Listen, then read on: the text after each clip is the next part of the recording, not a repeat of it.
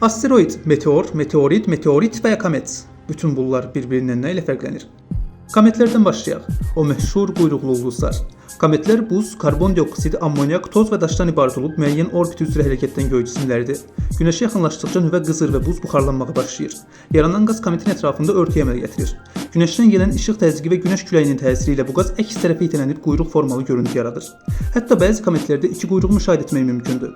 Bunlardan biri günəş küləyi nəticəsində yaranan düz formalı və mavi rəngə çalan qaz quyruğu, digəri isə işıq təzyiqi nəticəsində yaranan əyri formalı sarımtıl rəngdə görünən toz quyruğudur.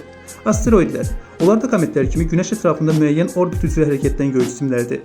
Tərkibləri əsasən daş və metaldan ibarət olub əksəriyyəti Mars və Yupiter arasında yerləşən asteroid qurşağı adlanan yerdə yerləşir. Meteorlar. Bax, gecə səmada sürüşürmüş kimi görünən ulduzlar meteorlardır.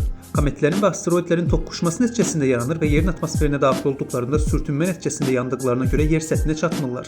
Amma əgər meteor tamamilə yanmayıb yerə çatarsa, biz ona meteor yox, meteoroid deyirik. Meteorun yerin atmosferinə daxil olmamış halı, yəni atmosferə daxil olduğundan əvvəlki halı isə meteoroid adlanır.